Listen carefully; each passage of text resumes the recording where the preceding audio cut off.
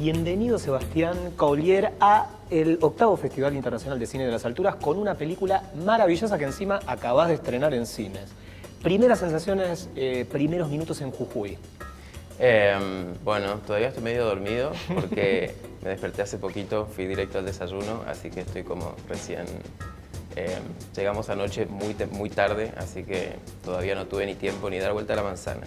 Bueno, ya vas a tener tiempo, sí. ya vas a tener tiempo.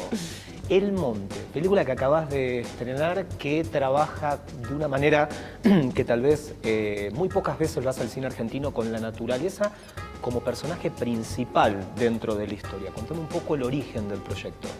Bueno, el origen, no lo recuerdo exactamente, pero fue hace unos cuantos años. Yo sabía que quería hacer una película en Herradura, que es una localidad rural de Formosa, que está situada a 40 kilómetros aproximadamente de Formosa capital. Y originalmente quería hacer un drama que era un drama centrado en la historia entre un padre y un hijo. Y así nació un poco el proyecto, como un drama entre un padre y un hijo en medio de la naturaleza, en donde la naturaleza iba a tener un protagonismo importante, pero no el protagonismo que tiene actualmente en la película.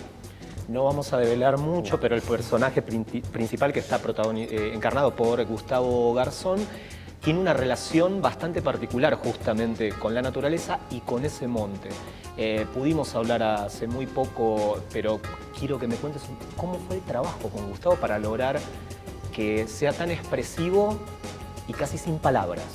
Una vez que tuve la versión final del guión, o lo que yo creía que era la versión final del guión, porque después la tuve que volver a cambiar a raíz de la pandemia, en esa versión final el monte había adquirido un protagonismo absoluto en la historia y la historia había virado hacia el género fantástico.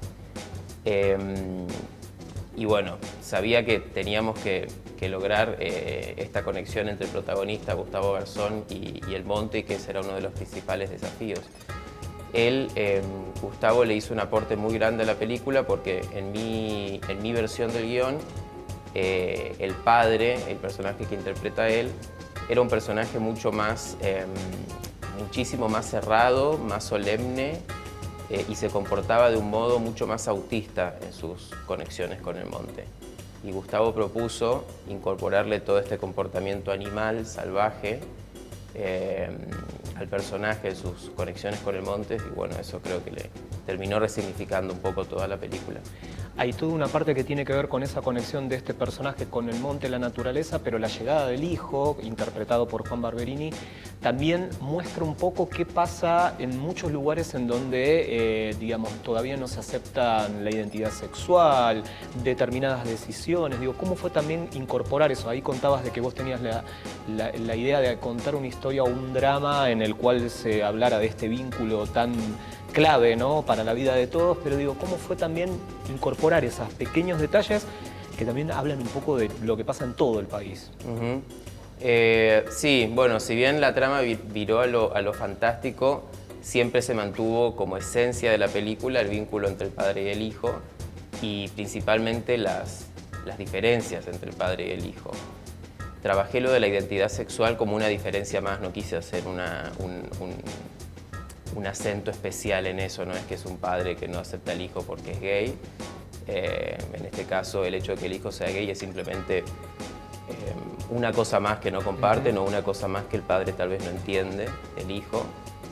Así que traté como de dejarlo en ese plano, no como motivo de conflicto, porque creo que es como momento de ya dejar atrás esa idea de que la identidad sexual de un personaje signifique el conflicto principal de una película, simplemente que sea una caracterización más del personaje.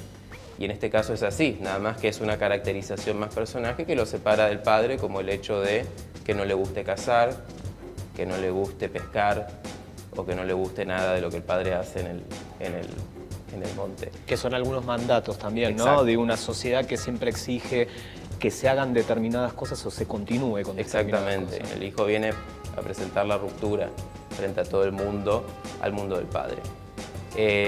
Pero me esforcé bastante por tratar de no condenar al padre en ese sentido, de que no sea no hacer quedar al personaje de Gustavo Garzón como un ogro malvado que quiere imponerle cosas a su hijo, sino como un personaje con sus propias limitaciones, que está medio a los tropezones tratando de ser buen padre y sin saber bien cómo hacerlo, y su manera es esa, es pensar que es como continuar con las cosas que a él le gustan y tratar de inculcarle al hijo que tiene que ser como él fue o como él sigue siendo. Así que bueno, fui en esa línea de no juzgar ni demonizar al padre. Gustavo Garzón fue más duro con su propio personaje que yo, porque él es padre, entonces estaba, no, pero este padre no puede ser tan malo. Yo le decía, no, pero no es malo, Gustavo, hay que entenderlo desde el contexto, ¿no? Claro, donde él vive. Pero bueno, finalmente creo que nos llegamos a entendernos, pero en un principio él creo que lo juzgó más que yo al personaje. Y para finalizar con respecto a ese tema, me parecía importante que no hubiese, al final de la película, nada parecido a una reconciliación absoluta, porque no quería un final feliz, ending, exacto, claro. en el sentido de no me entendía con mi papá y ahora me entiende. Creo que es más realista, a pesar de que es fantástico todo, pero creo que es más realista esta idea de que en realidad uno nunca se termina de entender con las personas y nunca termina de cumplir con las expectativas que ponen sobre uno, y los demás tampoco cumplen con las expectativas que uno pone sobre ellos. Entonces es como hacemos para, dentro de esa diferencia insalvable, construir puentes de comunicación que a veces van a ser más frágiles, a veces un poco más fuertes, algunos se van a romper, pero bueno, en ese intento está como el desafío del vínculo. Una película es un proyecto de largo aliento que empieza con una idea, un guión, pero a vos, además de todas las cuestiones que involucran la realización cinematográfica, te tocó justo la pandemia, la cuarentena en el medio del rodaje. Contanos un poco cómo, hoy la película la podemos ver en los cines, pero por ahí tal vez en algún momento dijiste, esto no se termina, o sea, me va a quedar el proyecto inconcluso.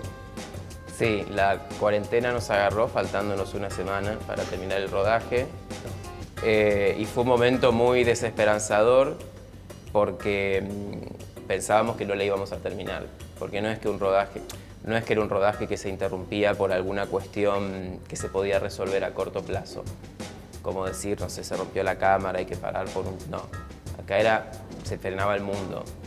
Entonces no sabíamos cuándo iba a volver el mundo a funcionar normalmente y si íbamos a poder terminar la película. Así que bueno, durante 11 meses aproximadamente pensé que no la iba a terminar. Ya la estaba dando por perdida. Y por suerte pudimos volver a filmarla, a terminarla, pero haciéndole muchas modificaciones al guión, por cuestiones presupuestarias, por cuestiones de disponibilidad de las locaciones originales, de disponibilidad del elenco original. Había pasado casi un año y había cambiado todo. Así que esa versión final del guión con la que salí a filmar la película resultó que no era la versión final. Hubo una nueva y es la que hoy podemos ver. Bueno, pero por suerte la película está terminada, estamos en el Festival Internacional de Cine de las Alturas, la podemos ver. Gracias por acompañarnos y por presentar la película en el festival. Gracias a vos por la entrevista.